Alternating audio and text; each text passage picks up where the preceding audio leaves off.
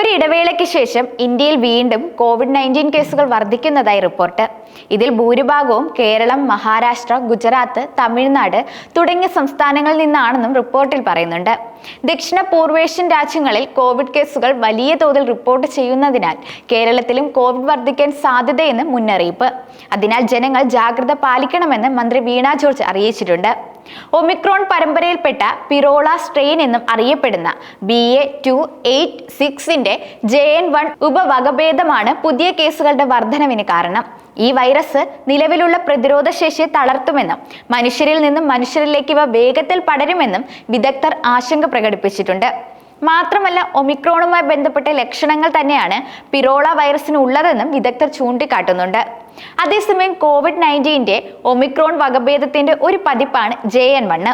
അതിന്റെ ഘടനയിൽ ഏകദേശം 30 മാറ്റങ്ങളുണ്ട്. ഈ മാറ്റങ്ങൾ അതിനെ കൂടുതൽ അപകടകരമാക്കണമെന്നില്ല. എന്നാൽ ആ വൈറസ് നമ്മുടെ രോഗപ്രതിരോധ സംവിധാനത്തെ തകർത്തു കളയുന്നതാണ്. വൈറസ് നമ്മുടെ കോശങ്ങളിലേക്ക് പ്രവേശിക്കാൻ ഉപയോഗിക്കുന്ന സ്പൈക്ക് പ്രോട്ടീനിലാണ് മാറ്റങ്ങൾ ഉണ്ടാകുക. അതേസമയം ഒമിക്രോൺ തരംഗം ആരംഭിച്ചിട്ട് കുറച്ചു കാലമായെങ്കിലും നമ്മുടെ രോഗപ്രതിരോധ സംവിധാനത്തിലെ മെമ്മറി T സെല്ലുകൾക്കും B സെല്ലുകൾക്കും ഇപ്പോഴും അതിനെ ചെറുക്കാൻ കഴിയും. ഈ കോശങ്ങൾ മുൻകാല അണുബാധകളിൽ നിന്നോ വാക്സിനുകളിൽ നിന്നോ വൈറസിനെ ചെറുക്കുന്നതാണ്. ഇത് രോഗത്തിന്റെ തീവ്രത കുറയ്ക്കാൻ സഹായിക്കുകയും ചെയ്യും.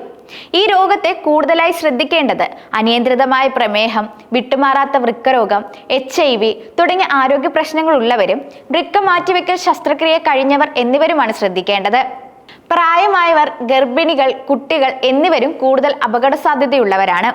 മറ്റൊരു കാര്യം എന്തെന്നാൽ ദുർബലമായതോ നിർജീവമാക്കിയതോ ആയ വൈറസ് ഉപയോഗിച്ച് മുൻകാല വൈറസുകൾക്കായി നിർമ്മിച്ച പഴയ വാക്സിനുകൾ JN.1-നെതിരെ നന്നായി പ്രവർത്തിക്കണമെന്നില്ല. ജെംകോവാക് 19 പോലുള്ള പുതിയ mRNA വാക്സിനുകൾ മികച്ചതാണ്.